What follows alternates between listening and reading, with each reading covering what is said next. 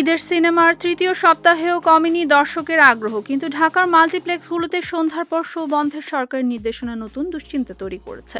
Blockbuster cinemas প্রথমে সন্ধ্যার পর শো বন্ধের ঘোষণা দেয়, এরপর অন্যান্য মাল্টিপ্লেক্সগুলোও একই পথে হাঁটছে।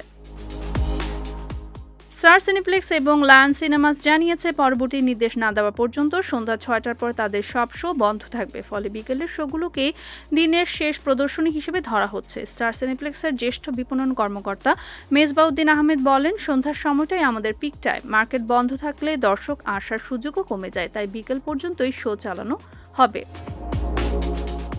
অন্যদিকে সিঙ্গেল স্ক্রিন হলগুলো এখনও চূড়ান্ত সিদ্ধান্তে পৌঁছায়নি। চলচ্চিত্র প্রদর্শক সমিতির সাবেক সভাপতি ও মধুমিতা হলের মালিক ইফতেখার উদ্দিন নওশাদ বলেন, নাইট শোগুলো এখনও বেশ ভালো চলছে।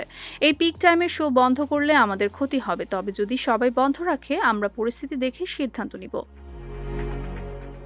এই পরিস্থিতিতে দর্শক ও হল মালিকদের মধ্যে অনিশ্চয়তা দেখা দিয়েছে। মাল্টিপ্লেক্সগুলোতে বিকেল পর্যন্ত প্রদর্শনী হলেও রাতের শো বন্ধ থাকায় সিনেমা প্রেমীরা বিকেলে হলের পথে রওনা হচ্ছেন।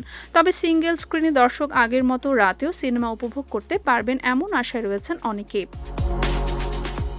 পরিস্থিতি কতদিন স্থায়ী হবে তা এখন বড় প্রশ্ন। হঠাৎ সিদ্ধান্তের ফলে ব্যবসায়িক দিক থেকে মাল্টিপ্লেক্স ও সিঙ্গেল স্ক্রিন হল দুয়ের মাঝেই সমন্বয় প্রয়োজন। সিনেমা প্রেমীরা অনিশ্চয়তা থাকলেও আশা করছেন দ্রুত নতুন নির্দেশনা প্রকাশিত হবে।